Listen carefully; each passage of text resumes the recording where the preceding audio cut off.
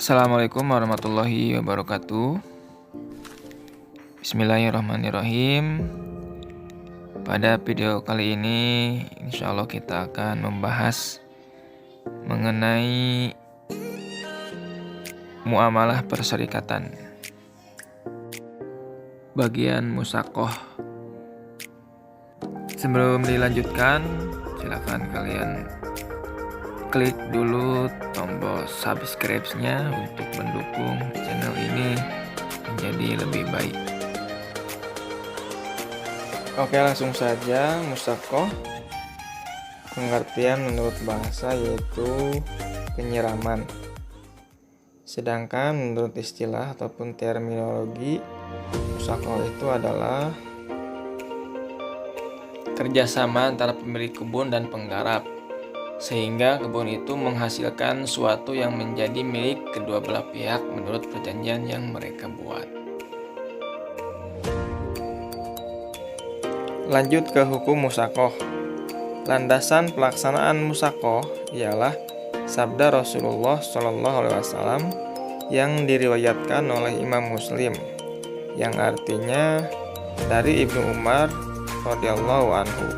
Sesungguhnya Nabi Muhammad SAW bersabda bahwa beliau memberikan kebun kepada Khaybar agar dipelihara oleh mereka dengan perjanjian mereka akan memperoleh bagian dari penghasilannya, baik dari buah-buahannya maupun dari hasil tanamannya.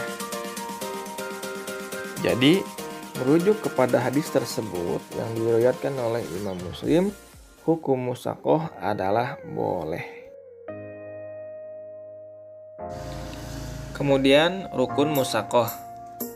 Rukun musakoh itu ada 5, yaitu yang pertama harus ada pemilik kebun atau yang disebut musaki, dan juga penggarapnya atau penjaga kebun yang disebut saki. Kemudian yang kedua ada pohon yang dipeliharanya, baik yang buahnya musiman, tahunan, atau terus-menerus. Kemudian yang ketiga, pekerjaan yang diselesaikan penggarap harus jelas waktu, jenis, dan juga sifatnya. Dan keempat, pembagian hasil pekerjaannya harus dijelaskan pada waktu akad, biasanya setengah-setengah. Kemudian nomor 5, rukun musakoh itu akad, yaitu wajib qabul berupa tulisan, perkataan, ataupun isyarat. Kemudian syarat musakoh.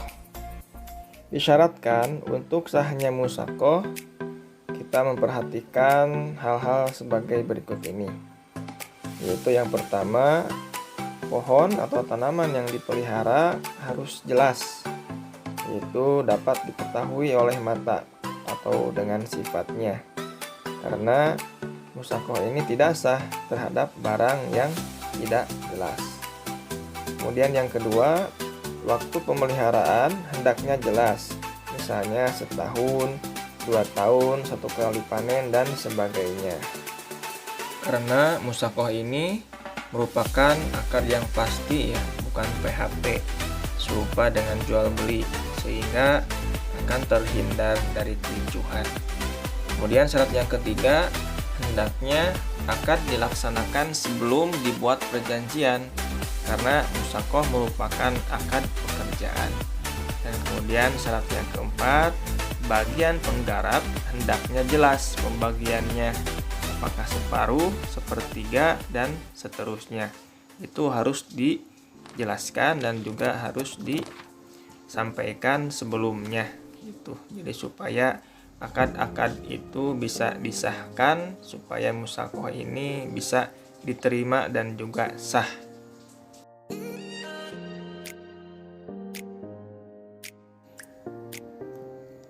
Kemudian yang terakhir, hikmah musakoh.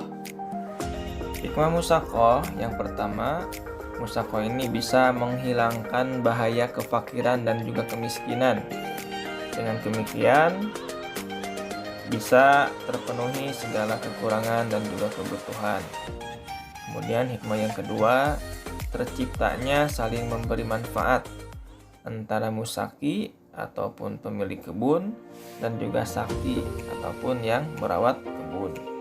Kemudian yang terakhir, yang ketiga, hikmah musyakoh ini adalah bagi pemilik kebun sudah tentu pepohonannya akan terpelihara dari kerusakan dan akan tumbuh subur karena dirawat.